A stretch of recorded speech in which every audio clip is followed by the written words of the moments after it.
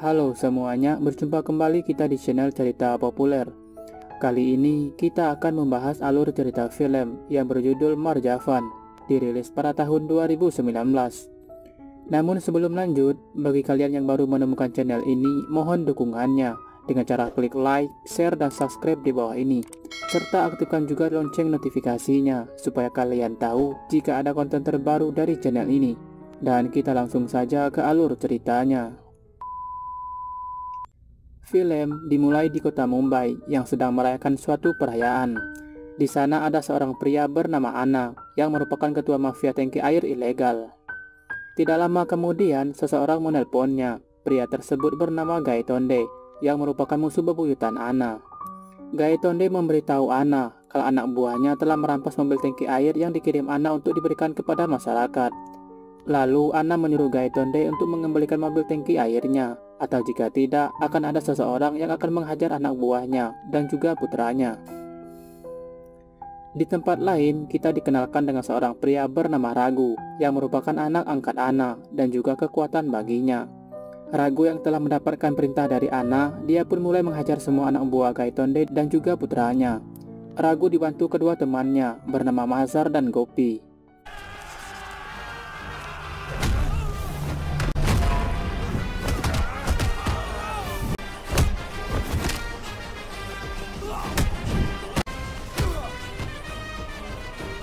मजर मियां की उसूल है, गद्दारी की एक ही सजा है। Malam harinya, Ragu menemui temannya bernama Safi'i yang sedang bersedih karena pacarnya menikah dengan pria lain. Ragu meminta Safi'i untuk mengikhlaskan pacarnya menikah dengan pria lain karena masih banyak gadis di dunia ini. Lalu Ragu mengajak mereka untuk pergi ke klub menghibur Safi'i yang sedang bersedih agar tidak bersedih lagi. Setelah itu, Ragu dan temannya menemui Anna di rumahnya untuk memberitahukan kalau anak buah Gaitonde dan putranya sudah mereka habisi. Anna sangat bangga kepada Ragu karena dia selalu menyelesaikan tugasnya dengan baik, dan itu yang membuat Ragu dekat dengan Anna karena dia selalu menganggap Ragu sebagai anaknya sendiri. Tapi kedekatan mereka membuat seorang pria cemburu dan selalu membenci Ragu. Pria tersebut adalah Wisnu yang merupakan anak kandung Anna.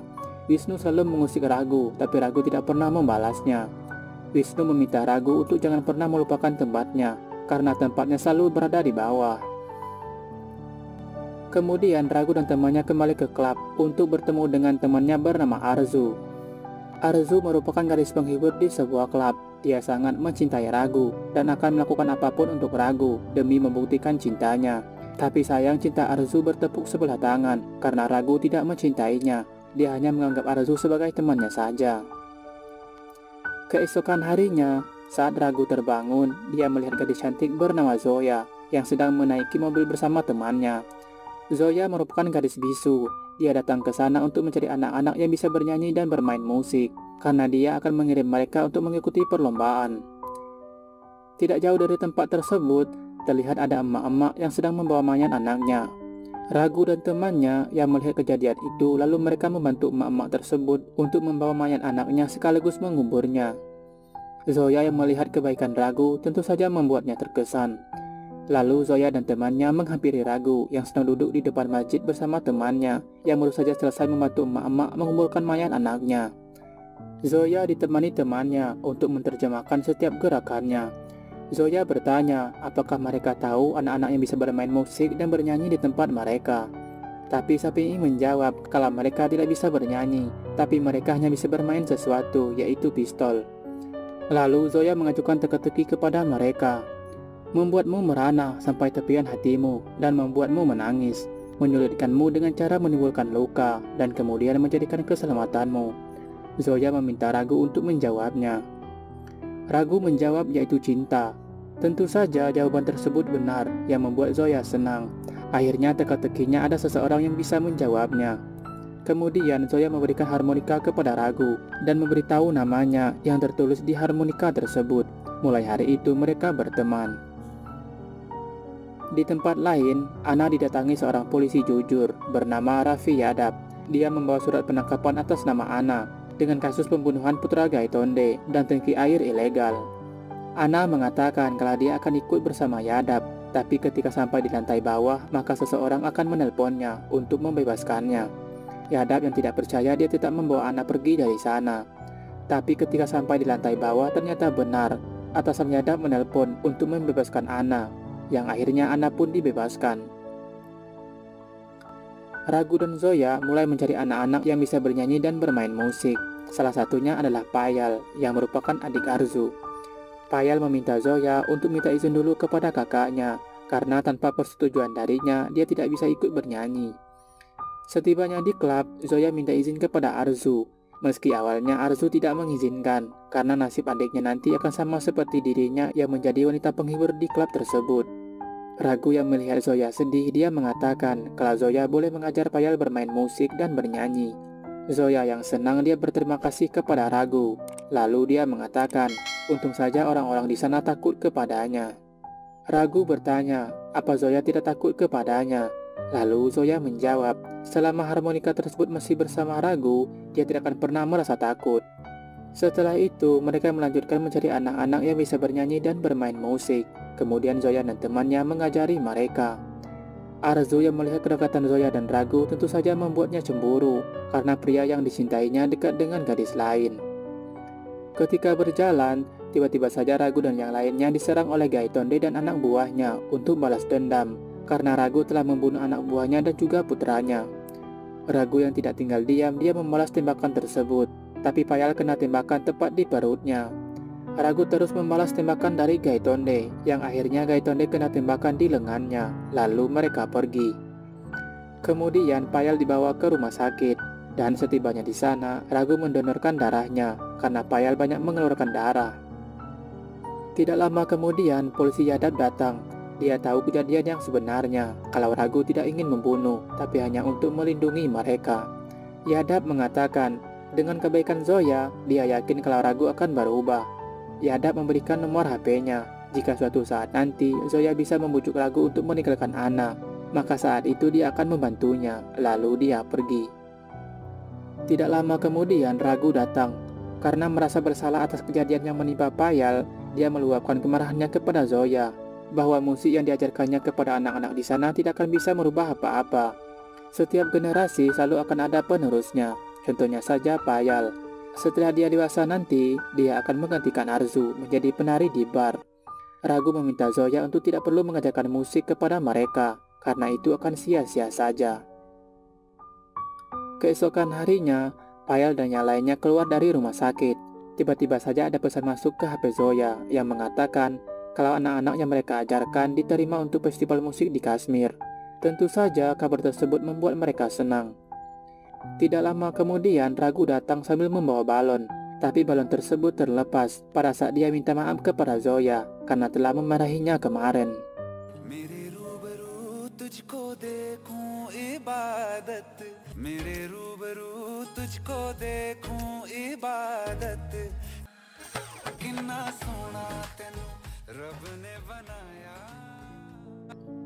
Singkat cerita, beberapa hari telah berlalu. Ragu dan Zoya saling mencintai, kemudian mereka memutuskan untuk menikah. Malam itu mereka terlihat begitu bahagia, tapi sayang pernikahan mereka hanya di dalam mimpi Ragu, dan itu tidak benar-benar terjadi. Sebenarnya, Ragu dan Zoya memang saling mencintai, tapi mereka belum memberitahu perasaan mereka masing-masing. Arzu kembali merasa cemburu ketika melihat kedekatan antara Ragu dan Zoya, tapi dia tidak bisa berbuat apa-apa, karena dia tahu kalau Ragu tidak mencintainya. Tidak lama kemudian Wisnu datang bersama anak buahnya. Wisnu kesal kepada Ragu dan yang lainnya, karena malam itu mereka mengadakan pesta kecil-kecilan atas keberhasilan Zoya dan temannya yang akan membawa anak-anak mengikuti festival di Kashmir. Tapi kenapa mereka tidak minta izin dulu kepadanya? Wisnu yang melihat Payal, dia mengatakan jika dia dewasa nanti akan dijual dan akan banyak peminatnya. Lalu Wisnu menyuruh anak buahnya untuk membawa Payal pergi dari sana. Tapi Ragu tidak tinggal diam dan langsung menghajar pria tersebut. Wisnu yang marah, dia ingin menembak Ragu, tapi dihentikan oleh Mazar dan langsung menendangnya. Lalu Wisnu memperingati Zoya, jika dia membawa anak-anak dari tempat tersebut, maka setiap keluarga mereka akan dibunuh, lalu dia pergi. Kemudian Sapi'i memarahi Ragu dan Mazar, kenapa mereka menentang Wisnu dan melawannya, hanya demi gadis bisu dan juga bodoh. Ragu yang tidak terima Sapei menjelekkan Zoya, lalu dia menamparnya. Sapei yang sakit hati, dia memutuskan pertemanan mereka. Keesokan harinya, saat duduk di depan masjid, Ragu memberitahu Mazhar kalau dia akan berbicara kepada Anna untuk mengizinkan anak-anak pergi ke Kashmir. Lalu dia akan memberitahu tentang Zoya kepadanya dan juga melepaskannya agar dia bisa hidup bebas bersama Zoya. Mazhar yang setuju dengan rencana Ragu, dia mendukungnya. Di tempat lain, Wisnu membawa salah satu murid Zoya ke suatu gudang. Di sana sudah ada Gaitonde dan keluarganya. Wisnu menyuruh bocah tersebut untuk menembak Gaitonde karena beberapa hari yang lalu Gaitonde pernah menyerang mereka, tapi bocah tersebut menolak. Tanpa berpikir lama, Wisnu langsung menembak sendiri Gaitonde dan keluarganya. Zoya yang dari tadi mengikuti mereka, akhirnya dia ketahuan, lalu anak buah Wisnu mengejarnya. Zoya terus menghubungi Ragu untuk minta bantuannya, tapi nomor Ragu tidak aktif karena dia menunggu Anna yang sedang berdoa. Akhirnya Zoya mengirimkan pesan kepada Ragu dan juga polisi Yadav untuk minta bantuan mereka. Tidak lama kemudian, Wisnu memberitahu ayahnya kalau dia telah membunuh Gaitonde, tapi ada seorang gadis bernama Zoya yang melihat kejadian tersebut. Di waktu yang bersamaan, Ragu juga telah membaca pesan dari Zoya. Kemudian Anna memberitahu Ragu kalau baru saja Wisnu telah membunuh Gaitonde, tapi ada gadis yang melihat kejadian tersebut. Gadis itu bernama Zoya. Lalu Anna menyuruh Ragu untuk mencari Zoya dan membunuhnya. Tentu saja Ragu shock mendengarnya, karena tidak mungkin dia membunuh gadis yang dicintainya.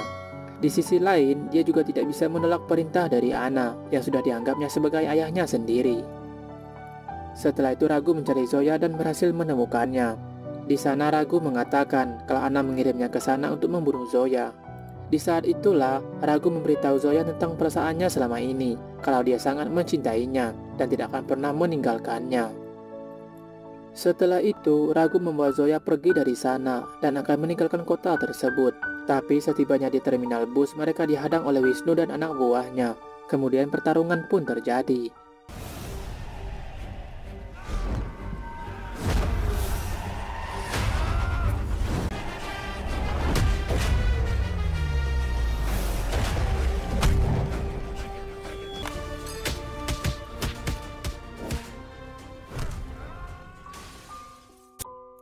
Tidak lama kemudian Wisnu datang bersama murid Zoya.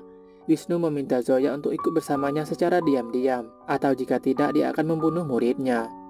Zoya yang tidak ada pilihan lain, dia terpaksa ikut bersama Wisnu. Ragu yang menyadari kalau Wisnu akan membawa Zoya pergi, dia langsung mengejarnya. Tapi mobil datang dari samping yang menabraknya, dan akhirnya Ragu pun pingsan lalu ditahan. Ketika Ragu ditahan, Wisnu mendekatinya. Lalu dia menghapus nama Zoya yang tertulis di harmonika tersebut. Kemudian Wisnu mengatakan kalau malam ini dia akan membunuh Zoya dan juga Ragu. Tapi pada saat dia ingin menembak Ragu, tiba-tiba saja Anna datang dan menghentikannya. Lalu Anna menyuruh Ragu untuk membunuh Zoya dengan tangannya sendiri. Maka dia akan membebaskannya dan juga temannya. Tapi Ragu menolak melakukan hal itu. Dia meminta Anna untuk membunuhnya saja dan membebaskan Zoya dan juga yang lainnya. Anna tidak terima tawaran dari Ragu. Dia tetap menyuruh Ragu untuk membunuh Zoya dengan tangannya sendiri. Zoya menyuruh Ragu untuk membunuhnya dan menjaga muridnya setelah dia meninggal. Kemudian Wisnu melemparkan pistol ke arah Zoya. Lalu Zoya mengambil pistol tersebut dan memberikan kepada Ragu untuk membunuhnya. Zoya mengarahkan pistol tersebut ke tubuhnya, lalu menembak dirinya sendiri.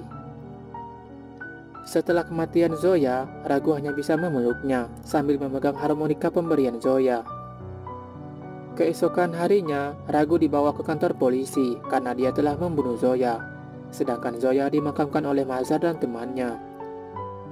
Ketika di dalam penjara, Ragu terus memukul tembok karena dia merasa bersalah yang telah membunuh pacarnya dengan tangannya sendiri. Beberapa hari kemudian, Mazhar yang sedang sholat, tiba-tiba saja anak buah Wisnu menyerangnya tanpa ampun. Wisnu ingin balas dendam karena dulu Mazhar menendangnya.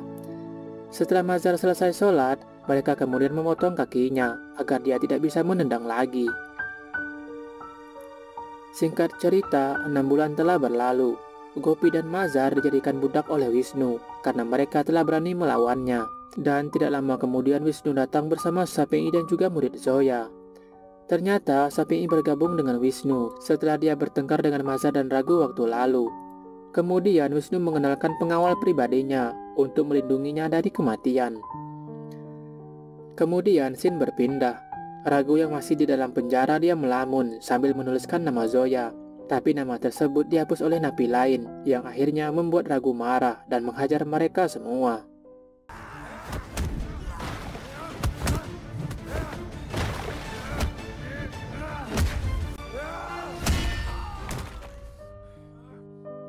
Pada saat Ragu ingin membunuh mereka, tiba-tiba saja bayangan Zoya menghentikannya. Dia tidak ingin Ragu melakukan pembunuhan lagi. Ragu yang tidak melawan dia pun dikeroyok, tapi untung saja penjaga menghentikan mereka. Ternyata, pengeroyokan di penjara itu adalah rencana Wisnu. Dia ingin membunuh Ragu karena dia takut Ragu akan balas dendam dan akan membunuhnya.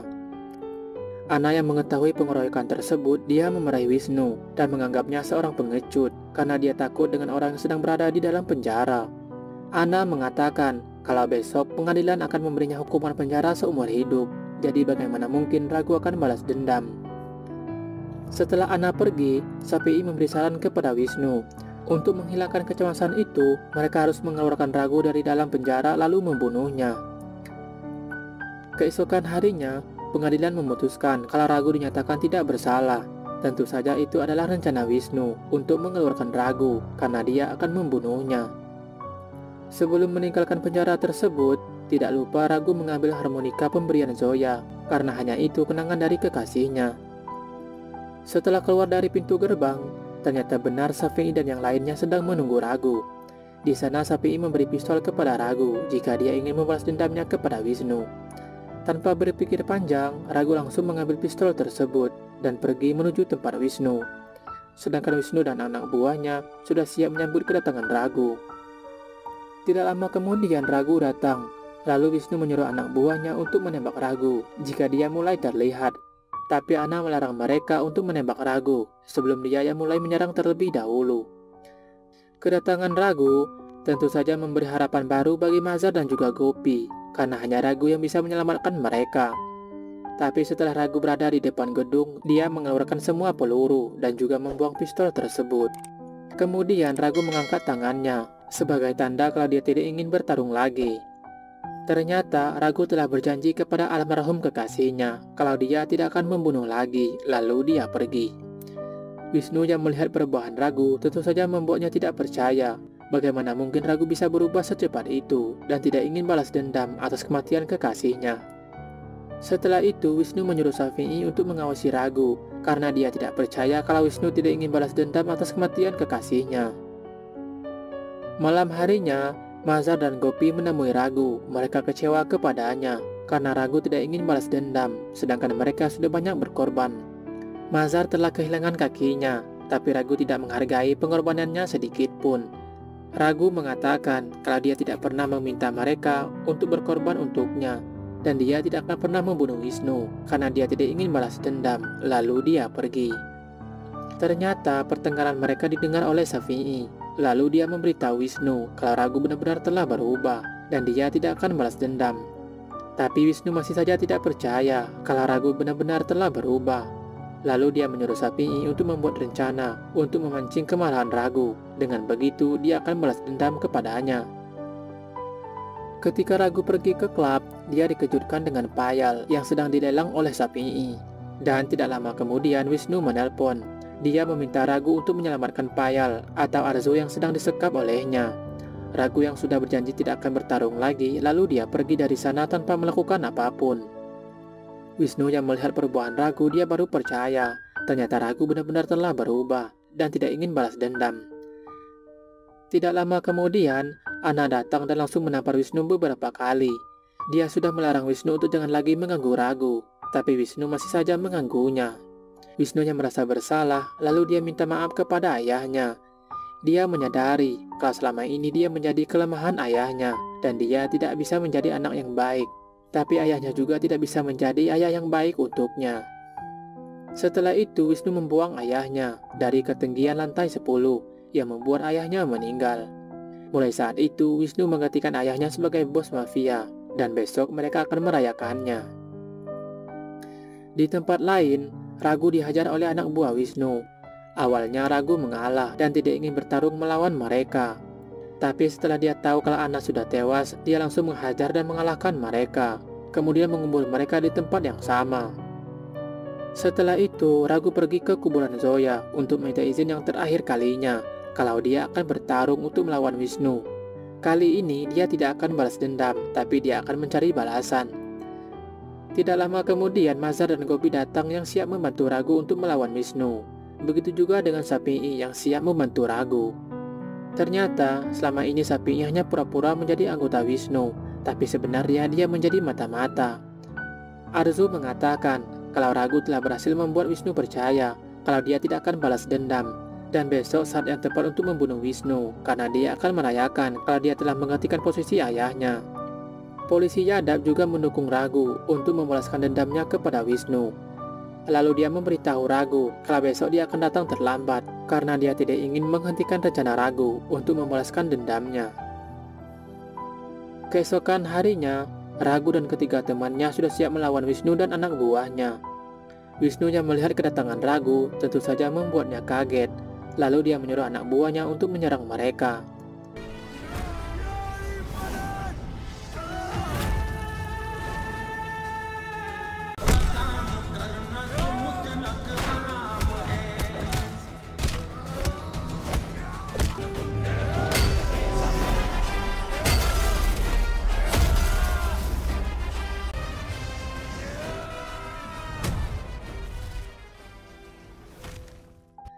Setelah berhasil mengalahkan semua anak buah Wisnu, kemudian Ragu menaiki tempat Wisnu berdiri.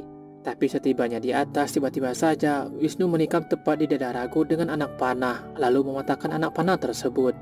Tapi Ragu berhasil menjatuhkan Wisnu. Setelah itu, Ragu membuat nama Zoya di tanah dengan menggunakan minyak lalu membakarnya. Ragu mengatakan kalau Wisnu tidak akan pernah bisa menghapus nama tersebut sampai kapanpun.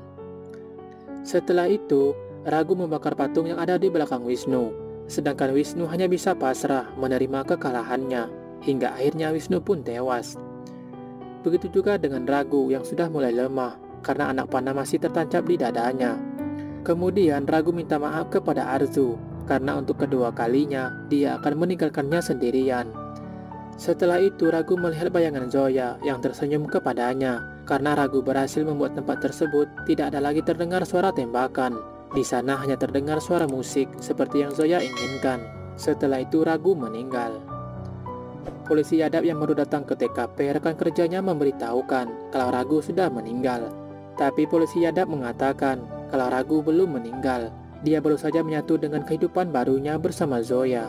Dan film pun berakhir.